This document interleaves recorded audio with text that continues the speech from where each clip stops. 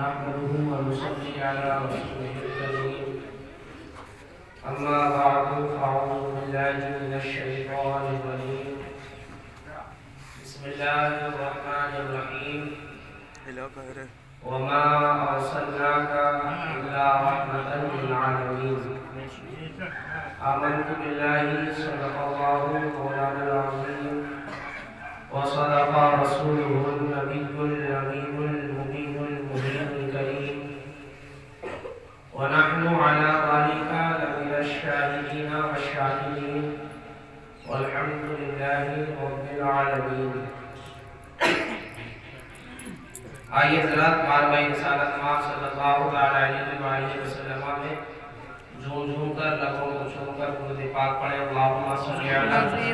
سیدنا و شفیعنا حبیبنا مولانا محمد و بارک وسلم صلاۃ و سلام علیک یا رسول اللہ یا حبیب اللہ صلی اللہ علیہ وسلم. کرم سب پر ہے کوئی ہو کہیں ہو، کرم سب پر ہے کوئی ہو کہیں ہو، تم ایسے رحمت للعالمین ہو. کرم سب پر ہے کوئی ہو کہیں ہو، تم ایسے رحمت للعالمین ہو. اور وہ ہر جگہ کی رحمت ہے، ہر عالم کی رحمت ہے، کسی عالم میں رہ جاتے. وہ ہر عالم کی رحمت ہے، کسی عالم میں رہ جاتے. یہ ان کی مہربانی ہے کہ یہ عالم پسند آیا، یہ ان کی مہربانی ہے کہ یہ عالم پسند آیا. حضرات محترم، پچھلے جمعے کو بھی میں نے اسی آیت کریمہ کے تعلق سے کچھ باتیں کہنے کی کوشش کی تھی. آج اسی موضوع اور اسی عنوان کو آگے بڑھانے کی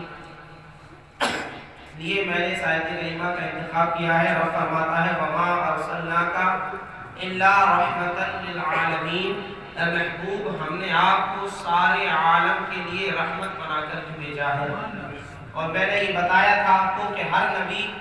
رب کی بارگاہ سے رحمت لے کر آیا ہے، لیکن ہمارے نبی کی شان یہ ہے کہ میرے رب نے اپنے حبیب کو رحمت دے کر نہیں بلکہ رحمت بنا کر بھیجا ہے. میرے سرکار ساری کائنات کے لیے سراپا رحمت بن کر کے آئے ہیں. میری سرکار عالم صلی اللہ علیہ وسلم کی پوری زندگی جو ہے رحمت سے بھرپور ہے، رحمت سے معمور ہے. میرے نبی کی زندگی کا ہر ہر لمحہ، ہر سیکنڈ جو ہے پروردگار عالم نے ان کو رحمتوں سے بھرپور عطا فرمایا ہے. یعنی میرے آقا کریم علیہ الصلوۃ والتسلیم کی ذات اقدس جو ہے وہ ہر انسان کے لیے اس کائنات میں رحمت بن کر کے آئی ہے. وہ کسی بھی مذہب سے تعلق رکھنے والا انسان ہو، کسی بھی دین سے اس کا تعلق ہو، لیکن پروردگار عالم نے اپنے حبیب کو ہر انسان کے لیے رحمت بنا کر بھیجا ہے. مردوں کے لیے بھی رحمت بنا کر بھیجا ہے، عورتوں کے لیے رحمت بنا کر بھیجا ہے، بچوں کے لیے رحمت بنا کر بھیجا ہے، جوان اور بوڑھوں اور کمزوروں کے لیے رحمت بنا کر بھیجا ہے، بیواؤں، یتیموں، مسکینوں کے لیے رحمت بنا کر کے بھیجا ہے. حد تو یہ ہے میرے آقا جس طرح اپنوں کے لیے رحمت ہے اسی طرح غیروں کے لیے بھی رحمت ہے. جس طرح دوستوں کے لیے رحمت ہے اسی طرح میرے آقا اپنے دشمنوں کے لیے بھی رحمت بن کر کے اس دنیا میں تشریف لائے ہیں. آپ تاریخ عرب کا مطالعہ کریں، عرب کی تاریخ کو آپ پڑھیں گے تو آپ کو پتہ چلے گا جب میرے آقا کریم علیہ الصلوۃ والتسلیم کی اس دنیا میں آمد نہیں ہوئی تھی، جب میرے آقا اس دنیا میں تشریف نہیں لائے تھے تو عرب کا دستور کیا تھا، عرب کا ماحول کیا تھا، عرب کی تعلیم و تربیت کیسی تھی، عرب کا رسم و رواج کیسا تھا. جب آپ پڑھیں گے تو آپ کو پتہ چلے گا کہ عرب کی سرزمین پر ایک طبقہ تھا جس کو غلاموں کا طبقہ کہا جاتا تھا. یعنی کچھ ایسے انسان تھے جو کسی کی غلامی میں آ جاتے تھے، جو غلام بن جاتے تھے، پھر وہ اپنے آقا کے حکم کے تحت اپنی زندگی کو گزارا کرتے تھے. جیسا آقا ان کو رکھتا تھا ویسا ان کو رہنا پڑتا تھا. جس حالت میں اس غلام کا آقا اس غلام کو رکھا کرتا تھا وہ غلام اسی کے حکم پر اپنی زندگی کو عمل کرتے ہوئے گزارا کرتا تھا. یہاں تک کہ غلاموں کو ایسا نچلا طبقہ شمار کیا جا رہا تھا، غلاموں سے لوگ ایسی نفرت کر رہے تھے، ایسا ان کے ساتھ بدسلوک کر رہے تھے کہ اگر اس کو پڑھتے ہیں تو آنکھوں میں آنسو آ جاتے ہیں، آنکھیں نم ہو جاتی ہیں. یعنی غلاموں میں عرب کے ملک کے اندر غلاموں کی کوئی عزت نہ تھی، ان کا کوئی وقار نہ تھا، کوئی حیثیت نہ تھی۔ اگر کوئی انسان غلام کسی انسان کے پاس آتا تو اس کو نیچے بٹھالا جاتا اور اس کا آقا خود اوپر بیٹھا کرتا اور اس کو اپنا وہ غلام سمجھ کر کے جو چاہتا کرواتا، جس طرح اس کے ساتھ سلوک کرنا چاہتا کرتا، چونکہ وہ غلام تھا، اس کی اپنی کوئی مرضی نہ تھی، اس کی اپنی کوئی خواہش، کوئی آرزو تمنا نہ تھی، بلکہ آقا کے حکم کے مطابق اس کو زندگی گزارنا پڑتی تھی۔ اگر کوئی انسان ایک مرتبہ غلام بن جاتا تھا پھر پوری زندگی وہ غلامی کی زنجیر میں جکڑا رہتا تھا۔ اب اس کو آزادی کا پروانہ دینے والا کوئی نہیں تھا، اس کو آزاد کرانے والا کوئی نہ تھا۔ لیکن جب میرے آقا اس دنیا میں تشریف لائے ہیں اور سارے عالم کے لیے رحمت بن کر کے تشریف لائے ہیں، تو پروردگار عالم کے محبوب نے جس طرح ہر انسان کو اپنی رحمت کا حصہ عطا کیا ہے، اپنی رحمت میں اس کو شامل کر لیا ہے، اسی طریقے سے میرے آقا نے غلاموں پر بھی رحم و کرم کی بارش برسائی ہے،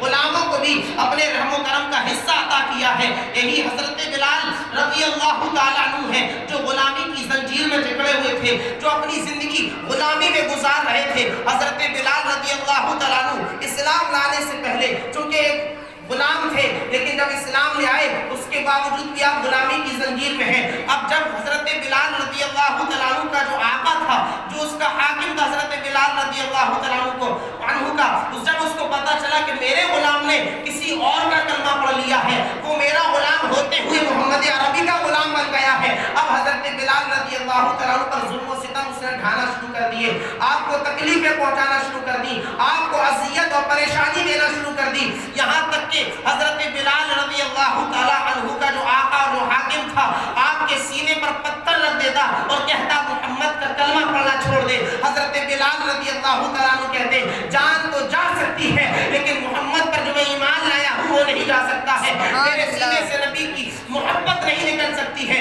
یہاں تک کہ چل چلاتی ہوئی دھوپ میں گرم ریت پر حضرت بلال رضی اللہ تعالیٰ عنہ کو گھسیٹا جاتا، سینے کے بل گھسیٹا جاتا، یہاں تک کہ روایتوں میں حضرت بلال رضی اللہ تعالیٰ عنہ کی زبان باہر نکل آتی، آپ کو ایسی دقت، ایسی پریشانی، مصیبتوں کا سامنا کرنا پڑتا، لیکن اس کے باوجود بھی حضرت بلال رضی اللہ تعالیٰ عنہ کی زبان پر اگر کسی کا ترانہ تھا تو وہ کوئی اور نہیں حمینا کے لال کا ترانہ تھا، سرکار کا کلمہ پڑھتے ہوئے حضرت بلال نظر آ رہے ہیں۔ لیکن جب میرے آقا نے دیکھا کہ میرے عاشق صادق بلال پر اتنا ظلم و ستم ہو رہا ہے تو میرے آقا نے حضرت ابوبکر صدیق رضی اللہ تعالیٰ عنہ کو حکم دیا، حضرت صدیق اکبر نے حضرت بلال کو خرید لیا اور ان کو خرید کر کے حضرت بلال کو آزاد کر دیا۔ اب یہی حضرت بلال رضی اللہ تعالیٰ عنہ ہے جو کل تک غلامی کی زنجیروں میں جکڑے ہوئے تھے، لیکن جیسے ہی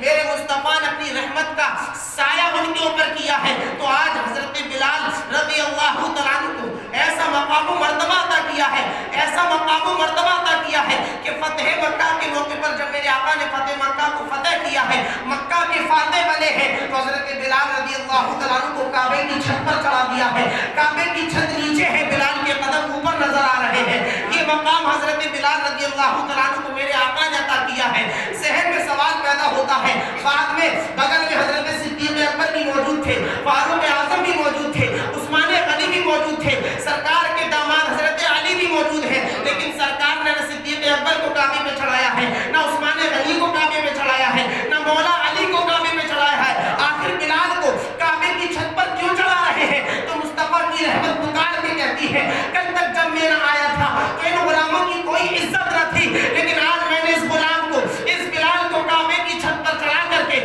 لوگوں کو بتا دیا ہے کہ غلاموں کی عزت، غلاموں کا وقار اسلام کے اندر کتنا بلند و بالا ہے، کہ غلام کا وقار، اس غلام کی عزت اتنی بلند و بالا ہے کہ خانہ کعبہ کی چھت حضرت بلال کے قدم اس کے اوپر نظر آ رہے ہیں۔ سبحان اللہ، سبحان یہ مقام و مرتبہ غلاموں کو میرے آقا نے عطا کیا ہے، ایسا عرفہ والا بلند و بالا مقام عطا کیا ہے تاکہ ہمیں یہ پیغام مل جائے، ہمیں یہ میسج مل جائے کہ جو مذہب اسلام ہے وہ کسی کو اپنی سے کمتر اور نیچا نہیں سمجھتا ہے، بلکہ وہ چاہے کمزور ہو کے غریب ہو، کیا غلام ہو کے کالا ہو، وہ ہر انسان اسی کے مرتبے کے مطابق ہے، جو ایک امیر کا مرتبہ ہے، جو ایک گورے کا مرتبہ ہے، جو ایک آقا کا مقام ہے۔ میرے آقا نے فرمایا وہی مقام ایک غلام کا بھی ہے، جو آقا کا مرتبہ ہے وہی مرتبہ یہ غلام کا بھی ہے۔ حضرت معرور رضی اللہ تعالیٰ عنہ جو ہے فرماتے ہیں میں نے ایک دن حضرت ابو ذر رضی اللہ تعالیٰ عنہ سے ملاقات کی تو میں نے دیکھا کہ حضرت ابو ذر رضی اللہ تعالیٰ عنہ ایک بڑا قیمتی لباس پہنے ہوئے ہیں، بڑا مہنگا اور قیمتی لباس اپنے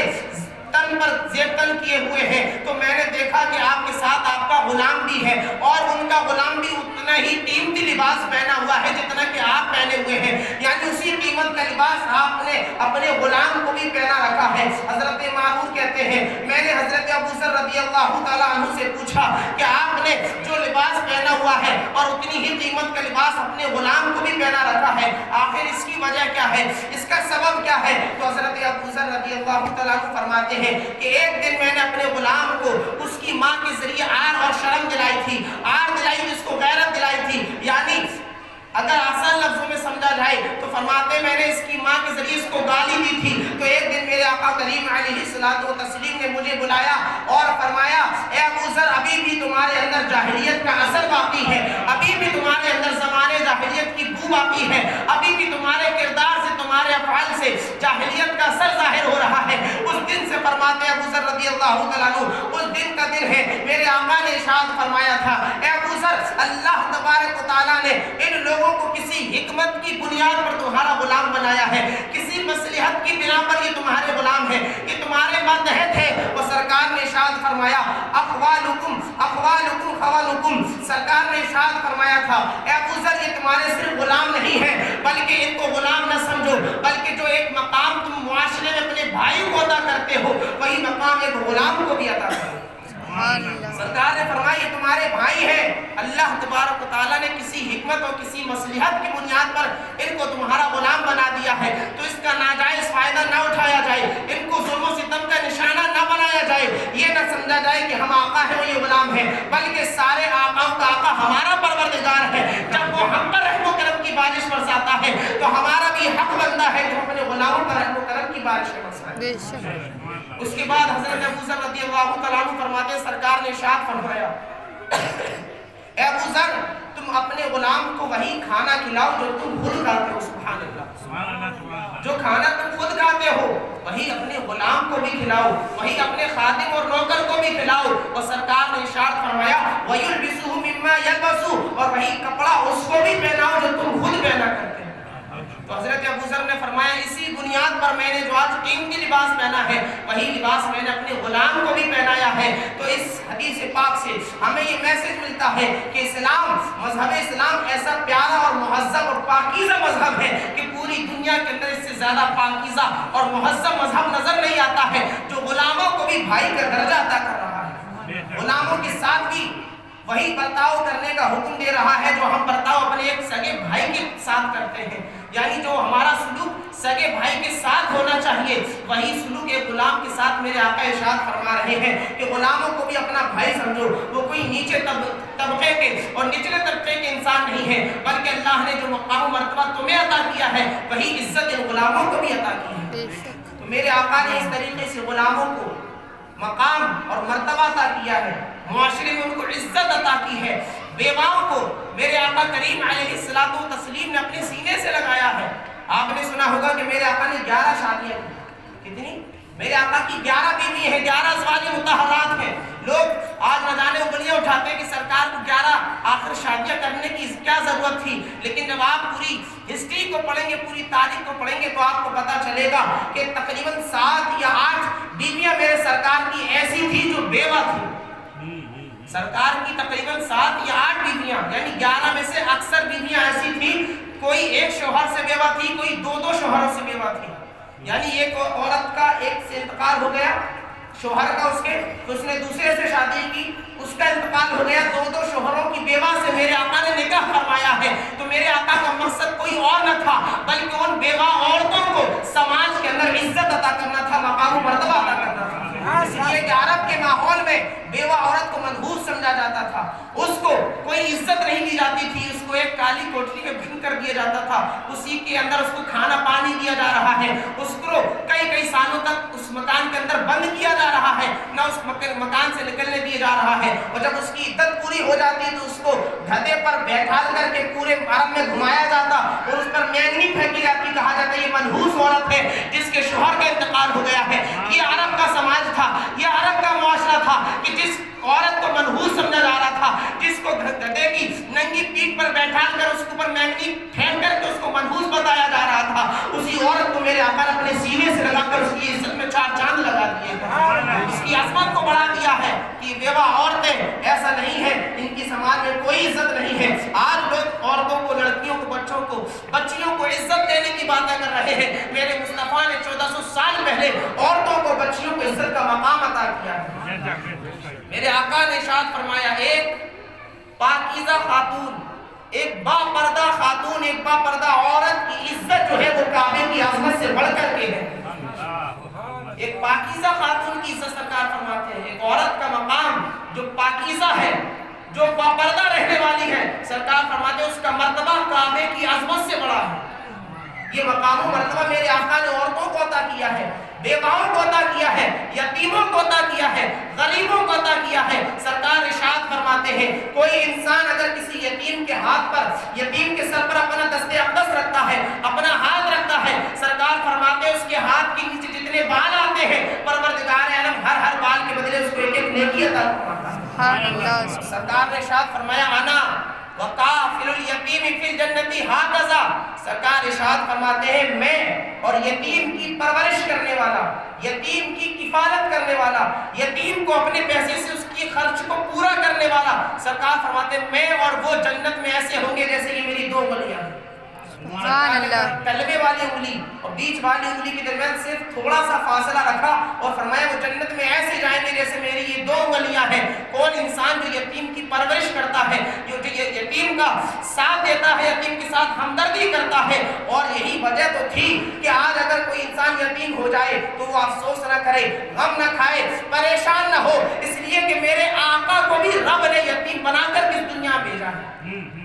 صرف میرے آقا ویسے تو بڑی عظمت و شان والے ہیں، بلکہ میرے آقا تو در یتیم ہیں، لیکن جب میرے آقا اس دنیا میں تشریف لائے تو میرے آقا کریم علیہ الصلوۃ والتسلیم کے والد کا انتقال ہو گیا۔ جب سرکار کی 6 سال کی عمر ہوئی تو سرکار کی والدہ کا انتقال ہو گیا۔ تو اگر پوری دنیا میں قیامت تک نہ جانے کتنے یتیم آئیں گے، تو رب نے اپنے حبیب کو یتیم بنا کر کے اس دنیا میں بھیجا تاکہ اگر کوئی یتیم قیامت تک آئے تو اپنے نبی کی زندگی کو دیکھ لے، تاکہ اس کے دل میں یہ بات پیدا ہو جائے کہ جس طرح میرے آقا نے یتیمی کی زندگی گزاری ہے، اگر میں یتیمی کی زندگی گزار لوں تو یہ تو مجھے سرکار کی سنت پر عمل کرنے کا موقع مل جائے گا۔ یتیموں پر میرے آقا نے اس طرح رحم و کرم کی بارشیں عطا کی ہے۔ صرف آخری بات کیا کر کے میں گفتگو کو ختم کروں،